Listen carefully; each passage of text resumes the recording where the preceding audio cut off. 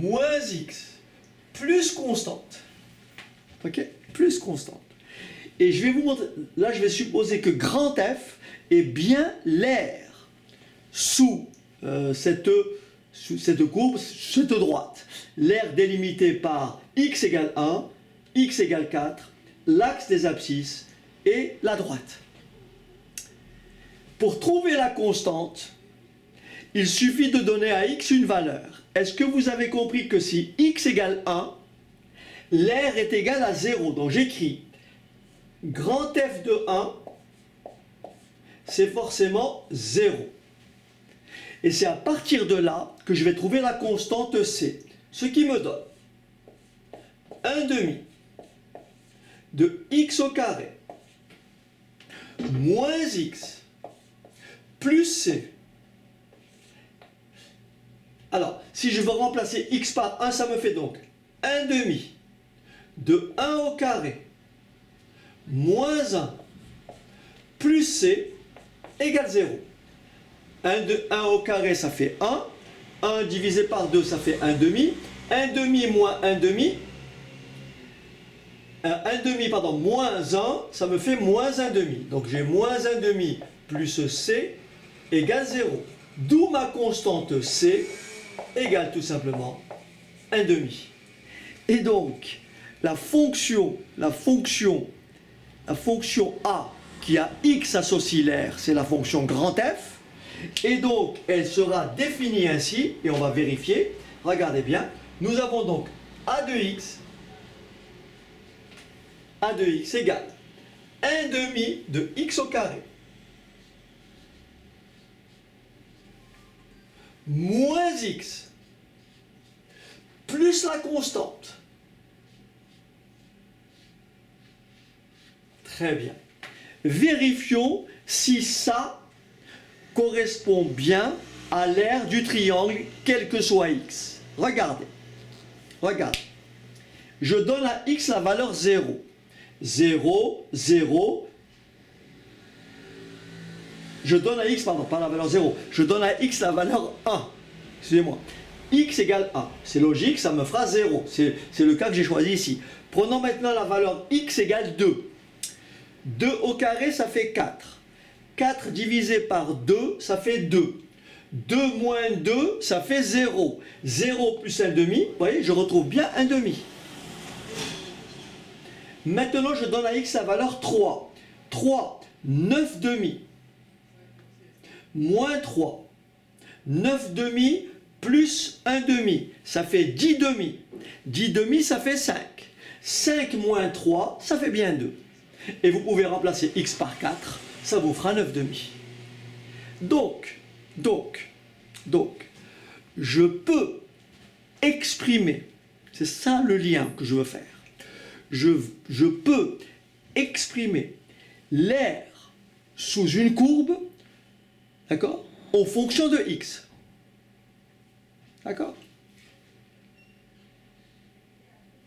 Et c'est maintenant que je vais rentrer dans le vif du sujet. Donc ça, c'était simplement une vision globale. Alors je marque un tout petit temps d'arrêt pour savoir si vous me suivez.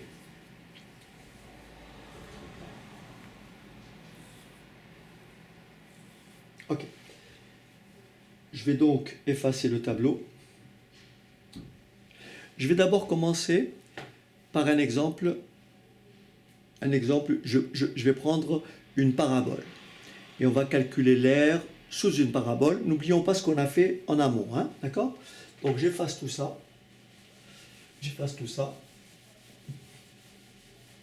Alors.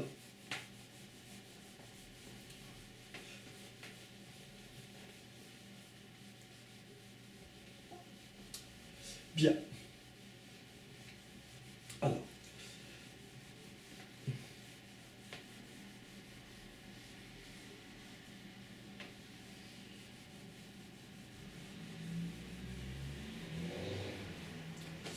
Je vais prendre donc la fonction carré, la fonction qui a x associe x au carré.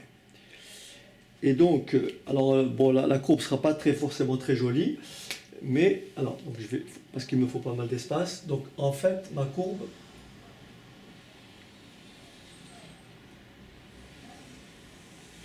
là, je la représente simplement sur l'intervalle de 0 à plus l'infini. Donc là, ça c'est la fonction carrée, la fonction qui a x associe x au carré. C'est trop haut. La fonction f qui a x associe x au carré. Okay, et pour des raisons d'espace, je vais la représenter une partie sur l'intervalle 0, 0,3 ou 0,2. Donc ici, je prends 1, je prends 2, je prends 3. Donc la droite, la parabole, elle passe par le point. Alors, je la grossis un petit peu pour bien l'étaler. Voilà, je vais l'étaler comme ceci. Voilà. Donc ici, si vous préférez, là j'ai 1, 0,5. 1, 1, 2, 4, etc. Donc ça, c'est ma parabole. D'accord? Alors, voilà, je vais peut-être l'écarter un peu mieux pour que vous puissiez voir ce qui se passe. Voilà. Je vais essayer de... Parce que j'aurais besoin...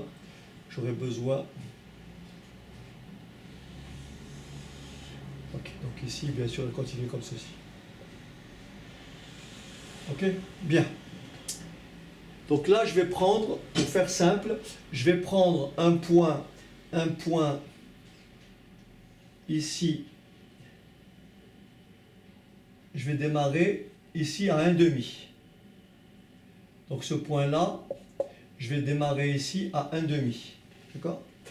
Je vais prendre ici un point H.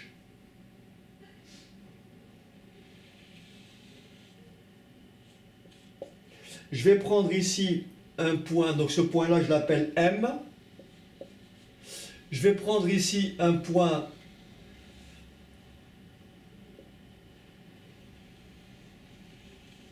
H'.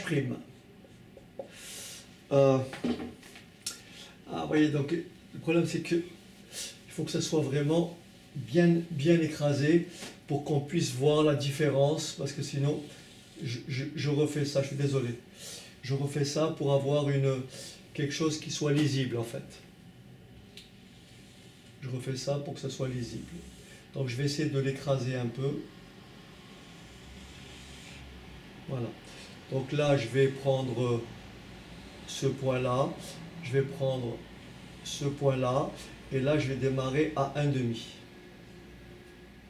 Je vais démarrer à 1,5. Et ce point-là, je l'appelle K. Ce point-là, je l'appelle A. Ce point-là, je l'appelle H. Ce point-là, je l'appelle H'. Ce point-là, je l'appelle M. Et ce point-là, je l'appelle M'. D'accord? Okay.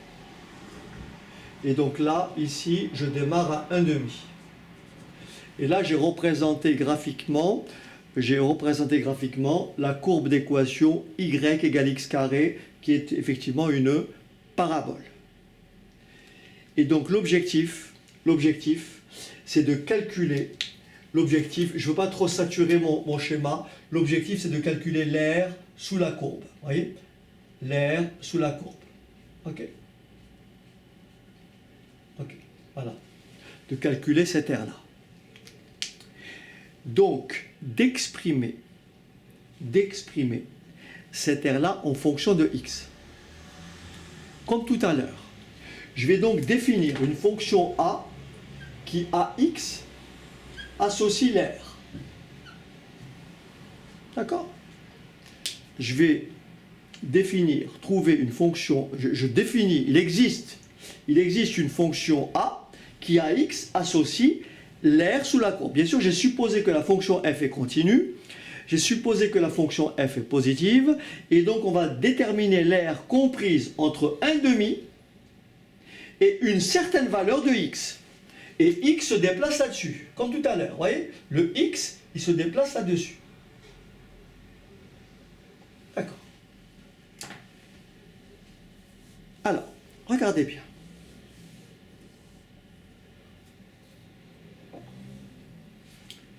ici, je ne sais pas si c'est pas trop petit. Alors, le problème, c'est que je n'ai pas de retour instantanément, mais je vais supposer que c'est lisible. Je vais ici prendre un écart égal à petit h. Donc ici, h, h', h, h' égale à petit h. D'accord? H, h' égale à petit h. N'oublions pas que ça, c'est y égale x au carré.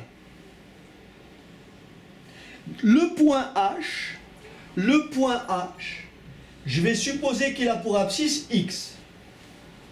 Et donc c'est le point H qui va se déplacer. C'est le point H qui va se déplacer. Le point H', il aura pour abscisse x plus h. D'accord? X plus h, puisque ça c'est h.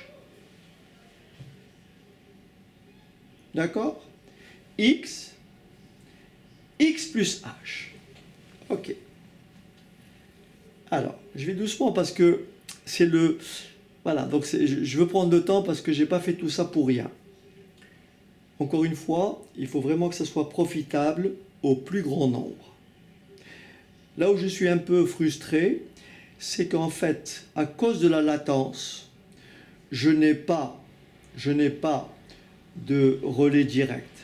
Donc l'idéal peut-être, je ne sais pas, vous me direz après dans le chat, l'idéal peut-être, c'est que je poste un lien qui va annoncer le cours à une heure donnée, et comme ça, vous cliquerez sur le lien donc de la plateforme Zoom, et comme ça, je pense qu'on aura un vrai direct, une vraie interaction. Là, actuellement, il y a trop de décalage. Ok.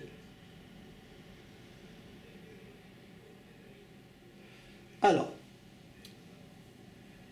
est-ce que vous êtes d'accord avec ceci? Est-ce que vous êtes d'accord avec ceci?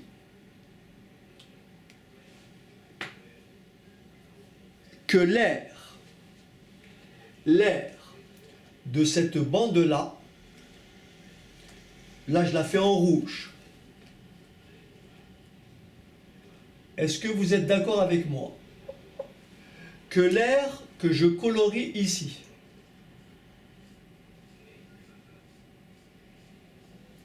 est-ce que vous êtes d'accord avec ça? Cette air-là, elle est égale à l'air de 1/2 à x plus h, moins l'air de 1/2 à h.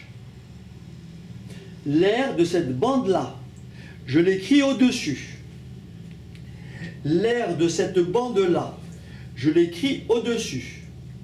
Sachant bien sûr que je démarre ici à 1/2. Donc je l'écris ici, l'air de x plus h moins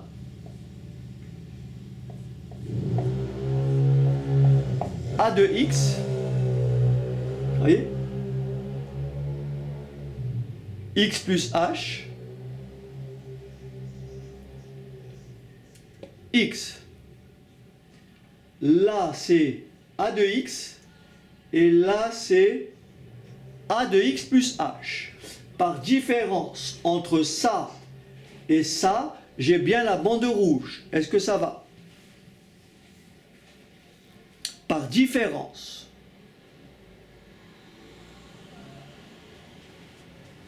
La bande rouge est bien égale à la différence des deux, sachant que le x qui est là est mesuré à partir de 1/2. De là à là, j'ai x en fait. Ok? Parce que mon point de départ, c'est 1/2.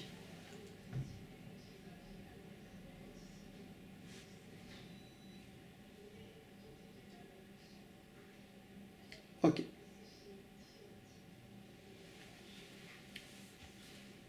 Alors, rassurez-moi, est-ce que ce que j'ai écrit là, est-ce que j'attends un petit peu, même s'il y a du décalage, j'aimerais bien que les personnes qui m'ont suivi me disent si cette écriture-là est claire. Ce que je dis là, est-ce que vous me rassurez, est-ce que cette bande-là, tout le monde a compris que c'est en rouge, c'est bien égal à ça.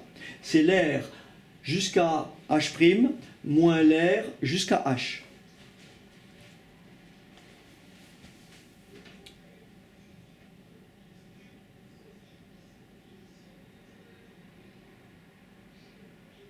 Bon.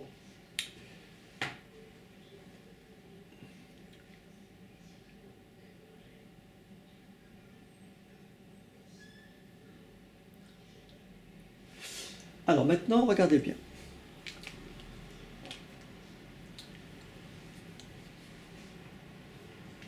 Regardez bien. J'écris ici ce que j'ai là. Donc j'écris A de X plus H moins A de X. Cette aire-là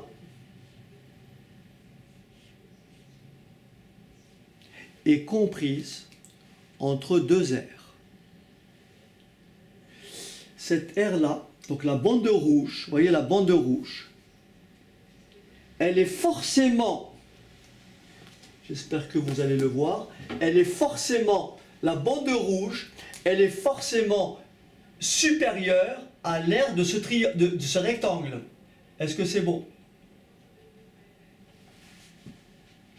L'aire en rouge est supérieure à l'aire de ce rectangle. Mais ce rectangle, qu'est-ce qu'il a comme largeur? Il a comme largeur petit h. Mais là, si j'ai x, comme ça, c'est y égale x au carré. L'ordonnée du point M, c'est x au carré. Donc, l'aire de ce rectangle, c'est x que multiplie x au carré. Je l'écris. L'aire de ce rectangle, c'est h que multiplie x au carré. Pourquoi? Parce que pour une abscisse x, l'ordonnée, c'est x au carré. Donc, cette longueur-là, c'est x au carré. Et cette largeur-là, c'est h.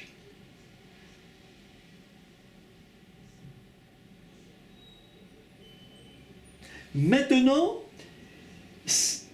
la région que j'ai hachurée en rouge est nécessairement inférieure à l'aire de ce grand rectangle. Voyez? L'aire en rouge est inférieure à l'aire de ce grand rectangle. L'aire de ce grand rectangle, qu'est-ce que c'est?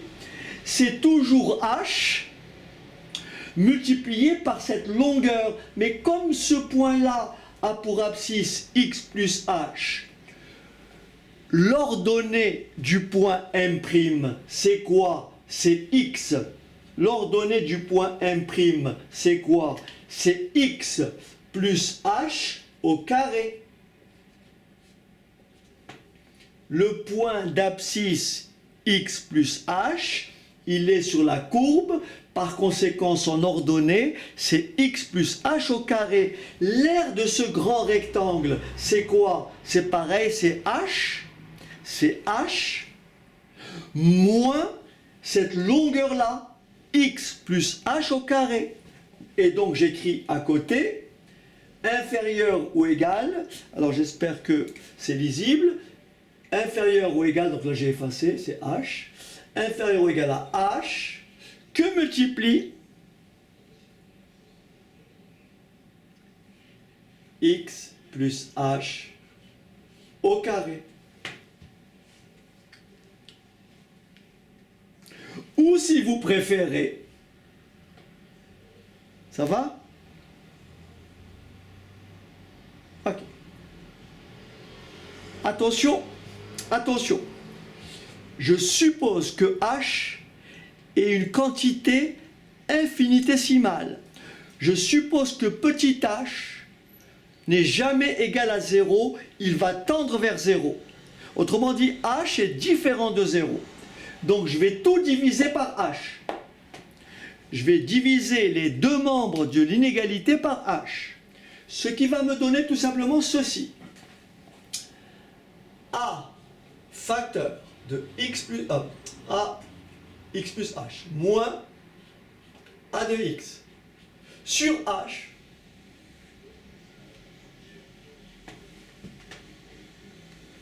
est compris entre x au carré et x plus h au carré.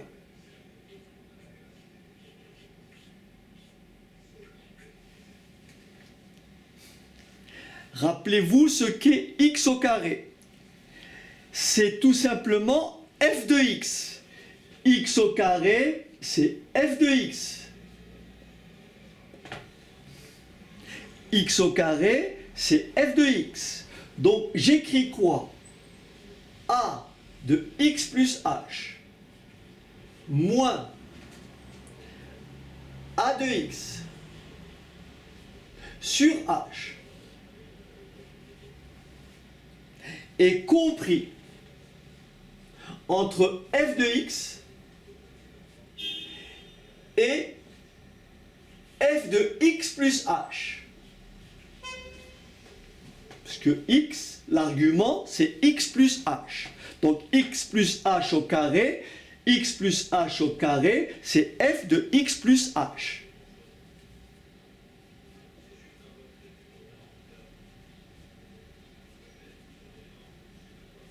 Ok.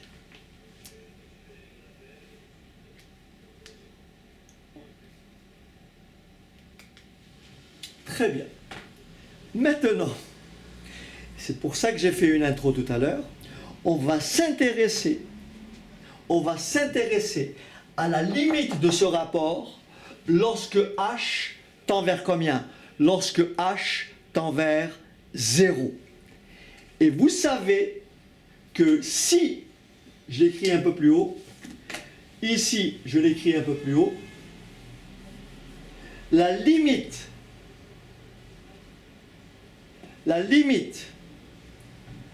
de a de x plus h moins a de x sur h, lorsque h tend vers 0, c'est tout simplement a' de x. C'est la dérivée de a. Ce qui veut dire que quand je vais chercher ma limite, la limite ici c'est quoi? C'est f de x, puisqu'il n'y a pas de h. Si je fais tendre x, h vers 0, le x plus h est tout simplement égal à x. Ce qui va me donner ici, la limite de tout ça me donne a' de x, est compris entre f de x